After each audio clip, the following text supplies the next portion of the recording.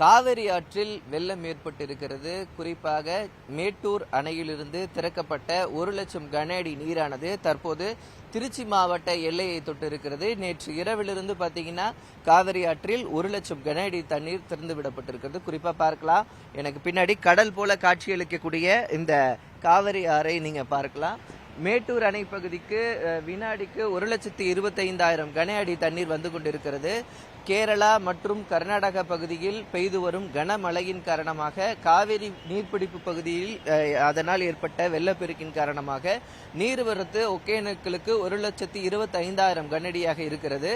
இதனால் ஏற்கனவே நிரம்பியிருந்த மேட்டூர் அணையில் முழு கொள்ளளவை எட்டியதால் 1,00,000 கன அடி நீர் உபரி நீரானது காவிரியில் கடந்த 2 நாட்களாக திறந்து விடப்பட்டுக் கொண்டிருக்கிறது.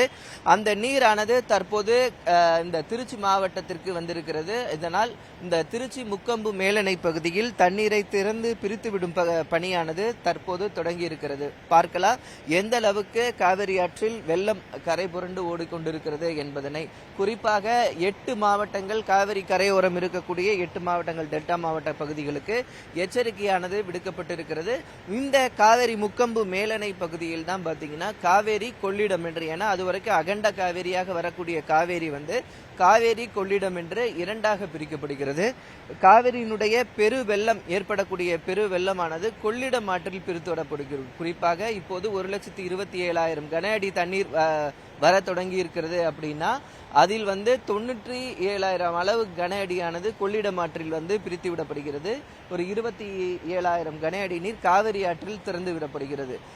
இதற்கு மேலும் தண்ணீர் வந்தாலும் பிரித்து விடுவதற்கான வழிகளை செய்திருப்பதாகவும், மேலும் இந்த கல்லணை மற்றும் இந்த முக்கொம்பு மேலணை போன்ற பகுதியில் இருக்கக்கூடிய தடுப்பணைகள் மற்றும் அணைகளின் ஏற்கனவே பரிசோதனை செய்யப்பட்டிருக்கிறது நீர்வரத்துறை அதிகாரிகள் மூலமாக. அதனால் இதற்கு மேல் தண்ணி வந்தாலும் அதனை எதிர்கொள்ளக்கூடிய வகையில் மதகுகள் தயார் நிலையில் இருப்பதாக பொறியாளர்கள், நீர்வள பொறியாளர்கள்லாம் தெரிவிச்சிருக்கிறாங்க. அது மட்டும் இல்லாமல் கடந்த ஜூன் 12ஆம் தேதி முதலமைச்சர் மு.க.ஸ்டாலின் அவர்களால் சேலம் மாவட்டத்தில் மேட்டூர் அணையிலிருந்து குறுவை சாகுபடிக்காக தண்ணீர் திறக்கப்பட்டது.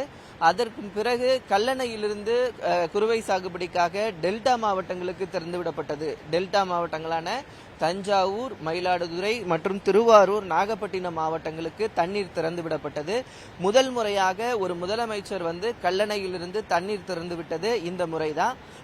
இந்த தண்ணீர் திறந்து விட்டதிலிருந்து தற்போது பாத்தீங்கன்னா குறுவை சாகுபடிக்கான பணிகள் விவசாயிகள் தொடங்கி இருந்தாங்க.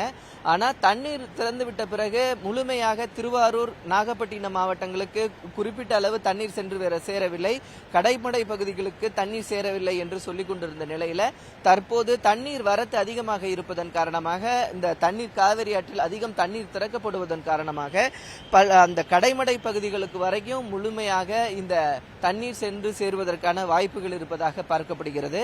இதனால் விவசாயிகள் மகிழ்ச்சி அடைந்திருக்கிறார்கள். ஏனென்றால் காவிரி ஆற்றிலும் கொள்ளிடம் ஆற்றிலும் அதிக அளவு தண்ணீர் திறந்துவிடும் போது இந்த டெல்டா மாவட்டங்களில் இருக்கக்கூடிய பகுதிகளில் இருக்கக்கூடிய குளங்கள், ஏரிகள் நிரம்புவதற்கான வாய்ப்புகள் இருக்கிறது. ஏன்னா விவசாய பணிகள் இல்லாம அதிக உபரியாக இருக்கிற நீரை ஏரிகளுக்கு நிரப்புவதற்கும் குளங்கள்ல நிரப்புவதற்குமான வாய்ப்புகள் அதிகமாக இருக்கிறது. அதனால அடுத்த ஒரு 6 மாதத்திற்கு மேல், அடுத்த கோடை காலம் வரைக்கும் தண்ணீரை தேய்க்கும் அளவுக்கு இந்த டெல்டா மாவட்டத்தில் பயன்பெறும். குறிப்பாக கொள்ளிடத்தில் தற்போது பாத்தீங்கன்னா 97,000 கன அடி தண்ணீர் செல்கிறது. அதனால அரியலூர் மாவட்டம், பெரம்பலூர் மாவட்டம் போன்ற காவிரியினுடைய வடகரையில் இருக்கக்கூடிய மாவட்டங்களும் அதிக பயன்பெறுவதற்கான வாய்ப்புகள் இருக்கிறது. கொள்ளிடத்தில் அதிக தண்ணீர் செல்வதனால அங்க இருக்கக்கூடிய 10க்கும் மேற்பட்ட பேரேரிகள் நிரம்புவதற்கு வாய்ப்புகள் இருக்கிறது. இதன் மூலமாக வீராணம் ஏரிக்கும் அதிக அளவு தண்ணீர் செல்லும். அதனால் சென்னையில் குடிநீர் தட்டுப்பாடு போக்குவதற்குமான வாய்ப்புகள் வரை இருக்கிறது. ஏனென்றால் ஒரு காவிரியில தண்ணீர் வருதுன்னா அது தமிழ்நாடு முழுவதும் பரந்த அளவுல பயன்படக்கூடிய வகையில இருக்கக்கூடிய ஒரு செய்தி தான். அதனால ஒரு மகிழ்ச்சியான செய்தியை காலையிலே நம்ம பார்த்துட்டு இருக்கோம். குறிப்பாக குறுவை தொகுப்புக்காக பாத்தீங்கன்னா இந்த 5 லட்சம் ஏக்கர் குறுவை சாகுபடிக்கான திட்டமானது இந்த ஆண்டு தொடங்கப்பட்டிருக்கிறது. 5 லட்சம் ஏக்கர் அளவு குறுவை சாகுபடி நடைபெற்றிருக்கின்றன. அதற்காக 60 கோடிக்கு மேல் ஆன நிதி ஒதுக்கப்பட்டு நெல் நெல் விவசாயிகளுக்கு நெல் உரம் போன்றவை மானியங்களாக கொடுக்கப்பட்டிருக்கின்றன. குறுவை சாகுபடி தொடங்கி இருக்கக்கூடிய நிலையில காவிரியிலும் தண்ணீர் தற்போது அதிக அளவு வருவதனால விவசாயிகள் மகிழ்ச்சி அடைந்திருக்கிறாங்க. குறிப்பாக இந்த ஒரு 3 மாதங்களுக்கு மேலாக சேலம் மேட்டூர் அணை 100 அடிக்கு மேல இருப்பதனால இப்ப தொடர்ந்து இதே நீர் வந்துட்டே இருந்ததுன்னா வரும் ஜனவரி பிப்ரவரி மாதத்துக்கு வரைக்கும் இந்த தண்ணீர் கிடைப்பதற்கான வாய்ப்புகள் இருக்கிறது.